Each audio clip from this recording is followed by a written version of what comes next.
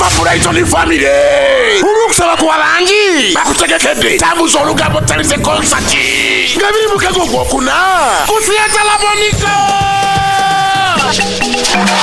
Nami mukago gwokuna okwigira emitwalo ebiri JP emitwalo 5 emmeeza ya miliyoni emu kujangula besitano y'olugambo n'obutaagaliza wakati Mama Brighton ne Mama Natitende live ku stage babolekeddwako abayi ba Uganda bonna bakomedianizi ne bannakatemba tosoma Brighton family omuli defense Tony Sera Mama Muzeyi Mumbeja Musomesa banemeddewo bannakampala mmwe Mama Brighton atajja omugamba ki njamu kyapula lwakiddwa African One One Travel Maparo Parties Newman's Kuzara Kwaite Farm Astute Viva Organic Papa's Sport Matinde Malusi Bridals ne Baby Extra Fine bitibwa byammwe okuva ku mikutu egy'enjawulo buli ali wano tumanyi bulungi nnyo tewali gwe tutamanyi ekyoma nti buli ali wano tukumanyi era oli wa kitiibwa nnyo okulabika nti ozze ku mukolo guno gwa press conference oba olukungana lw'abamawulire wano ku Papa's Sport. Mama Brighton charity concert gyetubaleetedde naku lwakutaano naku z'omwezi 26 mwezi guno gwe tulimu gwennyini lwakutaano luno lwanyumirwa okuseka okusanyuka kale ndowooza kati olukuŋŋaana lutandike abatulaba ku mikutu egy'enjawulo abali ku YouTube ku TV ez'enjawulo abali ku radio stations ez'enjawulo bloggers ab'enjawulo TikTok ab'enjawulo tuwaniza olunaku olwaleero press conference mutukwanjulira team Mama Brighton oba Mama Brighton family tulina ituyise charity concert olunaku olwaleero ekino si kipya mu maaso gammwe betubeera nammwe akaseera konna n'abawagizi baffe abazze batugoberera okuva gye twatandikira n'okutuusa olunaku olwaleero. Concert eno oba charity concert eno ebigendererwa byayo omukulu awumyemu omutwe guno ajja kubategeeza bulungi nnyo naye nga tugenda sooka kwebaza basponsa baffe ab'enjawulo. Tulina Newmans obunkwankyinkwankyi bulaba ku mmeeza awo era essaawa yonna we tuviira wano buli omu weewaawo tuli live ku Sanyuka TV tuli live ku Sanyuka TV era tubebaza nnyo banaffe aba Next Media okulanga mutubeereddewo mu nsonga eno yonna okuva twatandika n'okutuusa olunaku olwaleero ne ku BBS Telefina naye gye tuli era tuli mutereevu ne ku mikutu emirala emigata abantu ku YouTube ez'enjawulo abo ba bloggers we bali wano webadde kutegeeza nti basponsa baffe Humans we bali tulina Malusi Bridals abalala bajjako batwegatako mu maaso awo abaguze emmeeza tubeebaza twebaliza ddala abasobodde okutuyambako oba nti concert eno engeri gyerimu ekigambo charity tugenda beera nammwe era tubeebaza mulundi guno basponsa benja bajja batugatako awo naye mu byonna sinze mwogezi w'olunaku nze ngenda kuba nnyanjula era abantu abali wano buli omu ajja kuba yeeyogerera tujja kutandika ndowooza ne basponsa abamu abaliwo then abasigadde bajja kuba bo batweyanjulira bitiibwa byabwe munzikiriza akazindaalo ate nga bakwasi tandikire omukyalo. Assalamu warahmatullahi wabarakatuh. Geretwa nyonyo.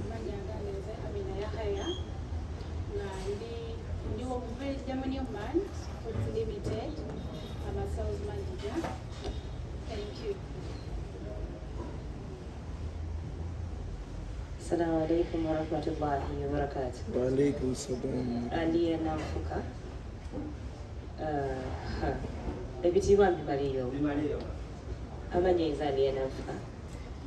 Entertainer, Prelight, and what? Echo. Productions manager wa Mama Brighton Live ate yawandiise omuzannyo gwe bagenda okuzannya.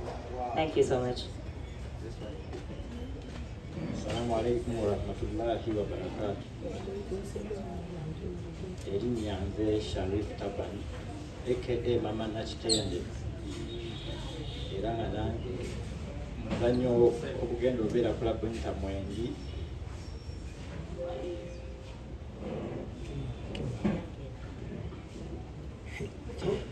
Assalamu alaikum warahmatullahi wabarakatuh. Abalokole Mukama yeebazibwe. Amannya gange bampita Kim Sido, the cute boy.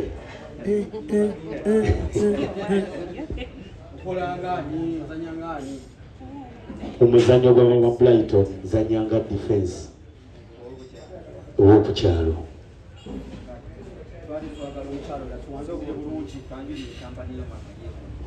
Newman Foods Limited, tukola snacks, tukola crisps, tukola daddies, tukola hadicones, tukola ebinyeebwa, tukola ekipooli, tukola omubisi gw'embidde era nga byonna tuzikola. Sponsors Mama Brighton. Okay. Mukama yeebazibwe. Mwebali nnyo mwebali ddala mwenna bannamawulire abasobodde okuba nga ate mubaawo ku lunaku lwange luno press conference. Omukolo gwa lunaku lwakutaano Friday eno tuli kuteekala bonita. Nze ennaku z'omwezi zigenda kubeera 26. Ngenda kuba ncelebratinga bingi. My first concert in my life. Bwe concert egenda osooka mu bulamu bwange. Ndi mukola charity kubanga waliwo abaana abanfollowinga ku YouTube, waliwo abaana babiri bengezaako okunoonyeza fees baafuna buna mu PLE w'omwaka ogwaggwa naye ng'obusobozi tebalina, so nzize mbakwatirako n'okukwatira ku bazadde baabwe mu bintu ebimu mpolampola. So olunaku luno olwokutaano n'abazadde bajja kusobola okubaawo kwolwo olunaku mujja balabako. Mama Brighton character ya comedy. Mama Brighton character nzanye naye oba oliawo abantu bangi baginyumirwa. Buli omu ayina ekyenjawulo kyayiga. Waliwo just anyumirwa okuseka obusesi. Njagala okwebaza bannamawulire mwenna abazze olunaku olwaleero okuncelebratingirako. ama journalist by profession. So mwenna bannamawulire abazze olunaku lwaleero munda z'omutima ogw'Abaseruganda. Munda z'omutima ogw'Abaseruganda. TV zonna, Sanyuka TV, BBS Telefina, Spark TV, TV zonna bannange mwebali nnyo ddala, NBS, MTV, mwenna mwebali nnyo ddala. Babloggers ab'enjawulo, YouTube channels ez'enjawulo, mwenna mwebalire ddala. Papa Sport, my home, wensiiba wensula kuba nvaawo mukaaga sulawo kuba nvaawo mukaaga.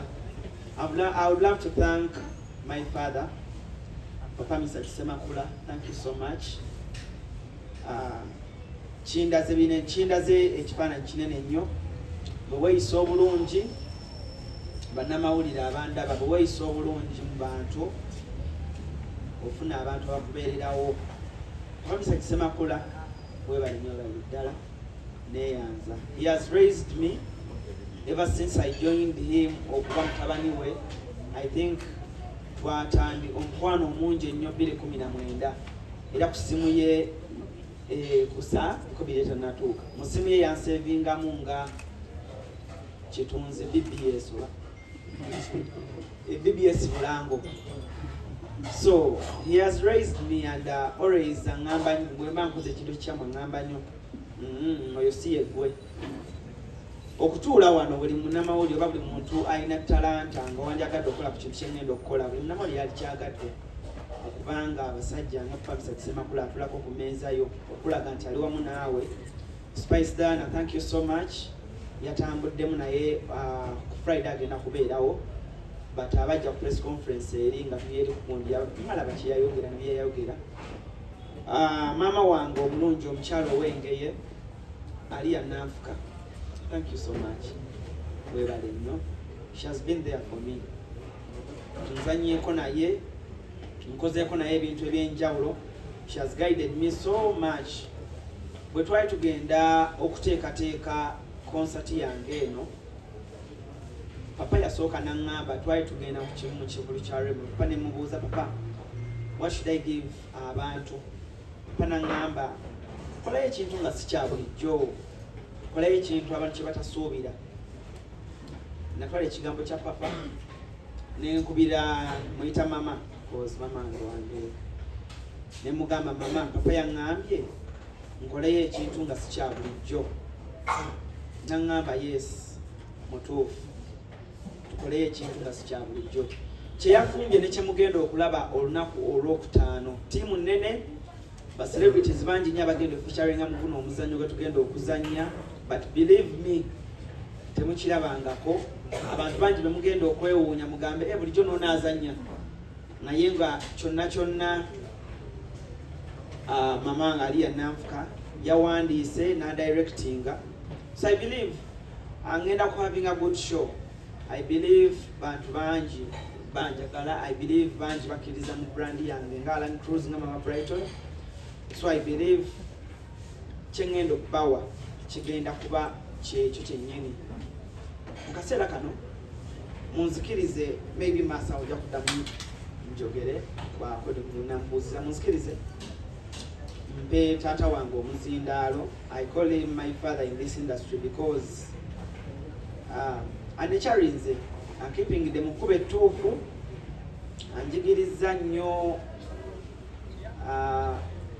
okuba omumalirivu n'okumanya ky'oyagala nga bwe yabiyimba. Abinzijukiza nnyo, n'aŋŋamba, Alan, oli mwana eyakuzibwa, tokola mawulire kubanga oyagala views, tokola mawulire kubanga oyagala osasamaze. Kola ekyo ekituufu, funa views entono naye ng'okoze ekyo ekituufu. Munsikirize mukadde kano, mpe mukadde wange Isaac Semakula Kazindaalo abeeko nekyatugamba olunaku lwakutaano luno ko theatre lafonite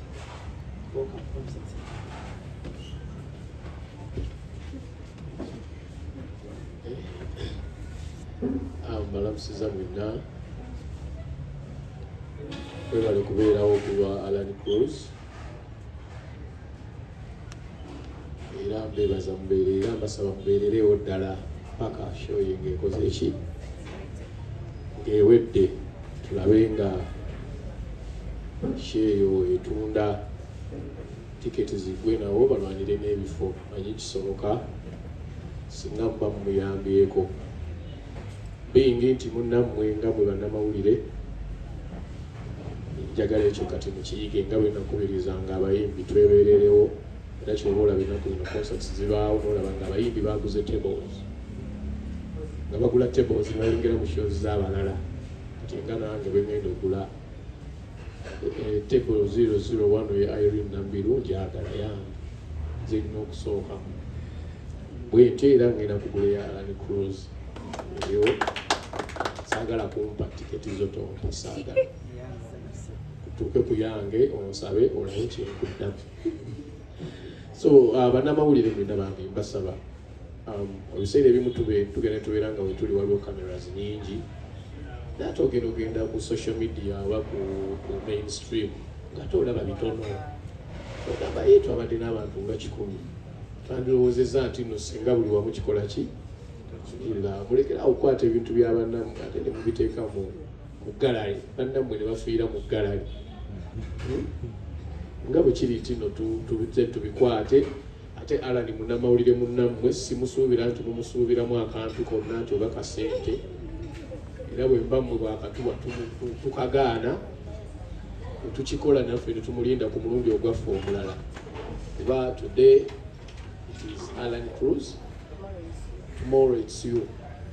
Bwejjo hajati bwejjo okubeera enkya wano ng'oyagala tu celebrating, si bwe kiri oba kuki oba ani. So nze mbadde mbasaba nti emere teamwork, mulage nti bannamawulire mukolagana era musobole okufiirawo ku munnamawulire munnammwe nga teyeetaaze kuwa ssente oba kukujjukiza kitambule bulungi. Nze Alan Cruz mwagalo olw'ensonga nti awuliriza abantu abasinga oyogera nabo nga tebawuliriza. Kyomugaanyi olwaleero enkya kyakola ki?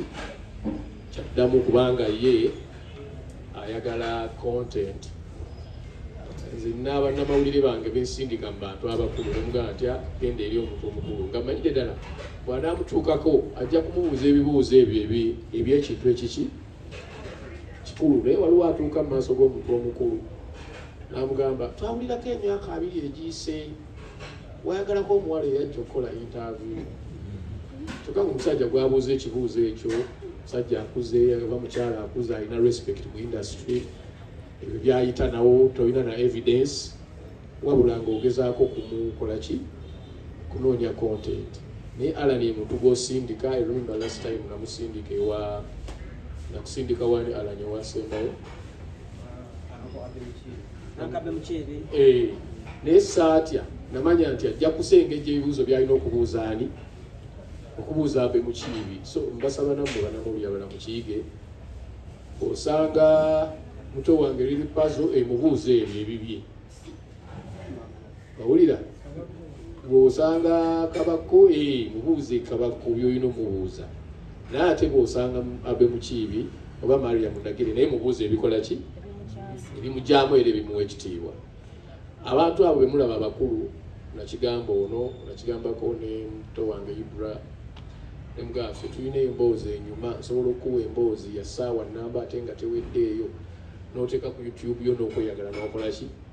N'oyagala. Naye obuzibu olumu mututuukako n'omuze ebibuuzo ate nga binkyankalanya buki? Bikyankalanya. Mbuuza oyogera ki ku gundi? Yagize bw'ati. Gundi yayawuzza n'agira bw'ati okyogerako ki? Oba oli awo sandyagadde kukyogerako ng'omuntu omukulu. Wabe naayogera amazima nja kuba njokya. Kitegeera eri amazima ge batoogera. Kati gw'ombuuza omutima njala kwogera mazima ate bwe naagogera gajja kukola bubi. Kati ng'oli ayala okunjokesa. Kakati mulekerawo tuokesa. Mubeere hambo nga Alan bw'ali. Jangu ombuuze nja kunyumiza emboozi ekuinspiringe. Kitegedde ekutuuse wala naawe olunaku luki ng'okola show nga Alan bw'agenda okukola ki? Nga bw'agenda okukola show. So mbebaza mwenna okujja mu bungi era nyongera okwowola abalabi abali eyo mwenna buli muntu abatulaba ku Sanyuka TV kula okuba masuuti kati kasita wawanganga gusa munno soko gye wabugosi g'okumbuza ebibuuzo ebinkyankalanya jangu makona wano sawaleku osinga okunkyankalanya omulayi bwanyirira kati kasita yawanganga ngusa munne oyankuba namwe muleke mukube otwekuba anyway olwo olubadde lwali nsaba abawagizi bonna beegayiridde ojje bannamawulire mwenna asobola okugula tiketi gigule toganize ndi munnamawulire musobole okwesapootinga gigule owagire munnamawulire munno sebo siniya tusanyusa okukulaba saba mukubireko omwami oyo mu ngalo omwami Josephat Sebuya president nze ndowooza andibadde atudde na wano sisaagala abe nga atudde eyo. What do you think? Akimuvaawo olikula naawe oliddawo sebo jangu otule wano kojja ebintu bino obikoleredde ebintu bino obikoleredde kakati nze kulwange mu mutima gwange naye ekikojo kimanyi sikyakutwala nga munnamawulire kutwala nga siniya era ekitiibwa nkuwa kirala nnyo ane mumukubireko ebimuli era ndowooza olunaku lumu mulina okucelebratinga abasajja nga bano mutandike okubacelebratinga kiyambe industry n'abalala okubeera inspired sebo tusanyusa okulaba webali kujja kulowooyo kuba nze ndowooza oli senior wandigaye yateeka ku ka Alan nonayo ki naye bw'oba ozze Alan webali kweyisa bulungi mukolo bwe gubeeramu abantu abagumivu era nabwo okugumira so n'olwekyo kyekyo kyembadde mbasaba mwebale kujja mwebale kugumiikiriza saba mukubiriza abantu nange newaddeyo nja kukubiriza wonna aweetaagisa abantu bajje balabe Alan Cruz talina mutawaana natandika omwogerera ennyo tebijja kuggwayo naye nze nkwebaza kwebali kubeera hambo And another thing, thank you for being a proud Musoga. I always tell people you should be proud of what you are. Abantu batutuukamu wano ate nayagala okwefuula kyatakola kino kyatalya bakikuyeka nedda ekyo kyoli kyoba okulembeza onsaaliza ebirungi ebiri mu Busoga naye nkusaaliza ebiri mu Buganda tukwatagane tugate tufunemu ekituufu webali kubeera proud olwekyo kyoli mukama abakuuma. Okay, munzikirize mukadde kano. It's really a great opportunity okubanga president w'olugambo Uncle Sebuya atudde ku meeza yange nga papa bw'agambye. Namukubiddeko ku simu n'aŋŋamba kale nja kulaba naye omusajja ono ankubira oluusi n'abantu be batabanga nkoze emboozi ez'enjawulo n'aŋŋamba awo walungi gendera awo ye muntu akolera ekintu n'atayogera naye mu bannamawulire mukimanyi mwenna asobola okusanga nga wakoze emboozi n'akuza emabbali n'agamba awo nakulaba wakola kino naye kyali kibi naye ku sayidi yange ey'amawulire ffenna tukkirize Uncle Sebuya has inspired abaana mwenna abakola olugambo bonna kazibe TV kazibe ki ebintu bino okukyukamu ng'omuntu okola emboozi n'oleeta vidiyo ng'omuntu yayogedde ng'olaga kituufu abantu kye bakola Uncle Sebuya yakitandika ku bukedde tukkirize tumuweeyo obugalo obw'enjawulo bannamawulire mwenna nti at least abantu bakolanga amawulire ng'abasinga balaga bifaananyi kubanga oba oliawo abamu bannamawulire baali batyanga abayimbi naye Uncle Sebuya yakyusa amawulire gano andi ne mu kukyusa amawulire mu njogera yaffe eya bulijjo ng'abavubuka tavimba ne bw'omusanga mu myaka gyonna ng'anyumya na buli omu amutwalanga bw'ali. Kizibu nnyo okusanga omunnamawulire agamba nti Uncle Sebuya namusanga ne mugamba gye bali ku ssebo n'atanziramu kizibu nnyo osanga omunnamawulire gwogamba nakubira Uncle Sebuya nga mwebuuzaako oba nga musaba ku nnamba y'omuntu bw'ati n'agaana. He's a very humble man. He's a very humble person. Uncle Sebuya nzikiriza akadde kano kennyini obeeko nekyoyogera kimanyi nze olina byonkoledde byonkubira nompabula naye mu byompabudde naye bwe mbigoberedde ndabye nga nange nnawe ntuuse mukadde kano buuza ku bantu bange era olunaku olwokutaano nkusaba obeerewo nnyo obugambo ne bwonampayo obugambo bubiri ku stage awo ku sayidi yaffe ey'amawulire era nnyo awebale nnyo byonjogeddeko byonna badde simanyi nti ongobereranga nange bwenkugoberera naye nze ngoberera buli bannamawulire wano kaakati okusooka mbalamusizza bannamawulire bannange mwenna nsanyusa okubalaba benkulembera aboolugamba amanya Joseph Asiteri president nkwebaza nnyo papa Misa Semakula emyaka gye mmaze mu mawulire omwaka ogunyangenda kweza emyaka 25 mu mawulire ndowooza gye ndabidde papa naye lwakuba namusanga kalooli zitandika omulya kubanga wali yayimba zaali tezimulya naye bwe namusangira yali kwegamba alabikakokko naye bwe nalaba ebifaananyi eri nga batandika ate yali bubi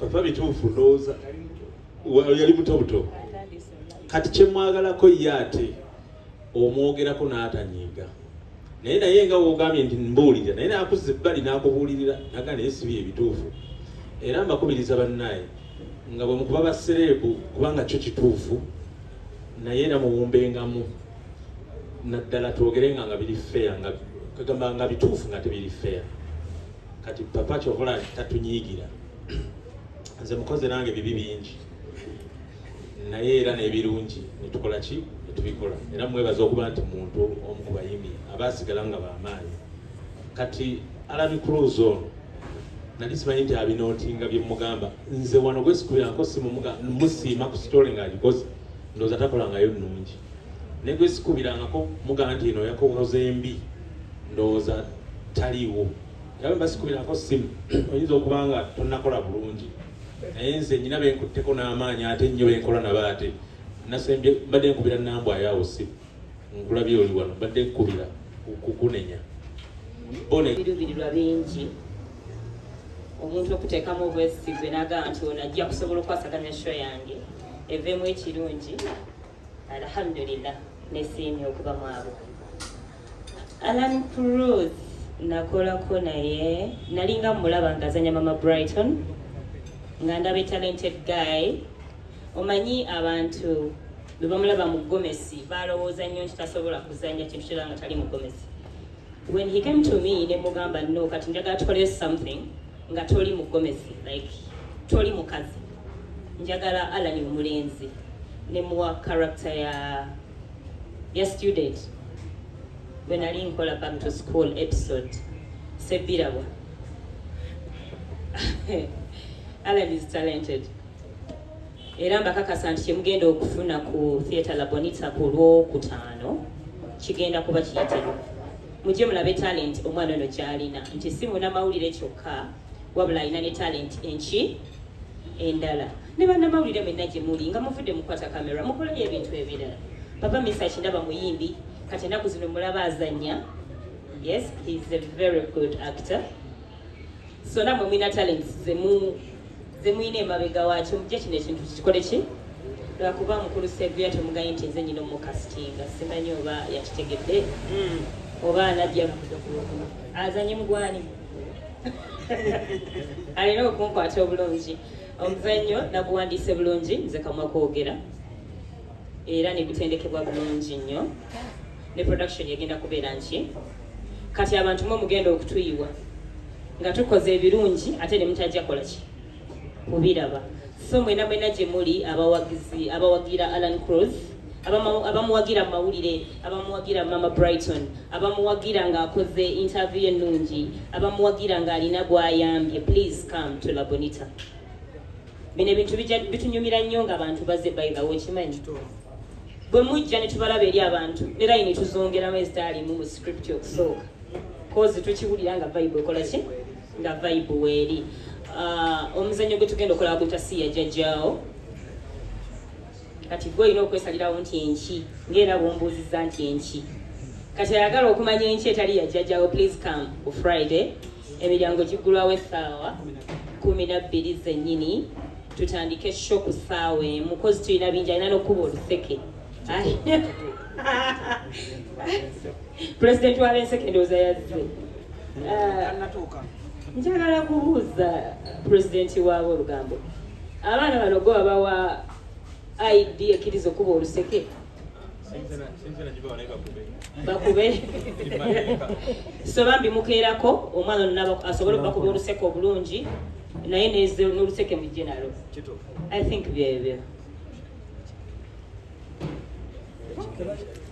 Assalamu alaikum warahmatullahi wabarakatuh.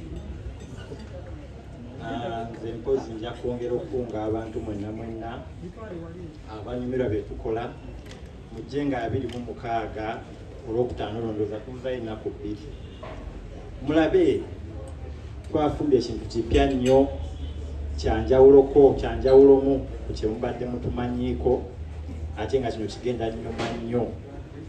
So mbasaba mwenna mujje eyeetaaze tiketi zafulumye ziri katale emitwalo 2 emitwalo 5 n'emmeeza yakakadde. Tiketi ku papazi we ziri ewasenga marusi nawo gye ziri. So abazeetaaze abalina enamba yange musobola okunkubirako nga mwetaaze tiketi abalina eyalanya abalina eya kiimu tiketi tusobola okuba nga tugikutuusaako wonna woba ne Rachel promotion naye tiketi abeera nazo. Kale nja kumaliriza then tuwe ebibuuzo byammwe.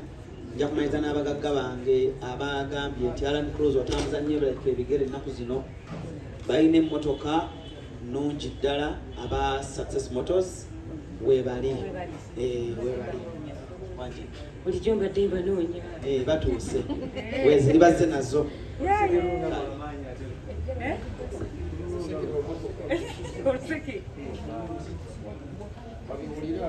Banamusiza mwana wange sinzi yandibadde wano eno wabula nange the eyes wange yanditudde wano yakutte nze production manager w'omulembe Omutebi nti mbadde mu theatre for a long time manyi obudde era omuzannyo gugwira ddala mu budde abantu bagenda kugulaba bagunyumirwe ate baddeyo waka ng'obudde bukyali.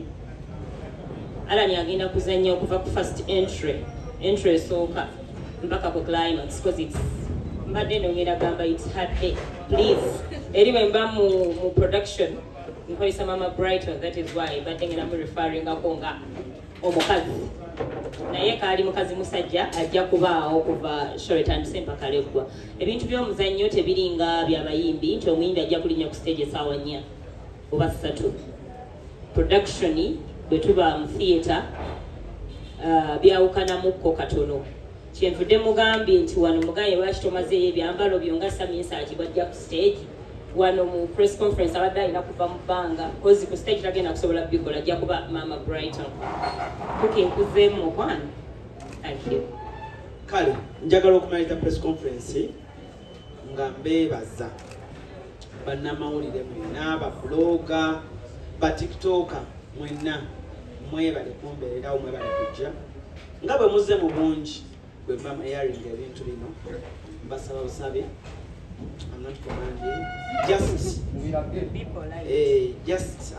I'm just humbly requesting. Kuba nange guno omulimu ngumanye tobikwata naye bwe bamala okujjamu nosuula eri but let's show one love, yeah? Yeah. Okay.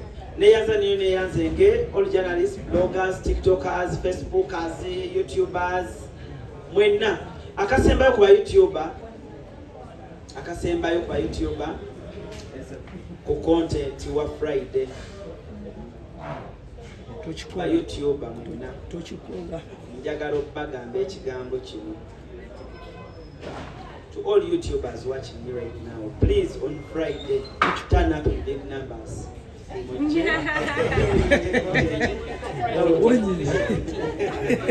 Kale, thank you so much guys. Mujje ekintu kibeere mageda. Kale neyanze Gwejayo so kujayo bwafa banako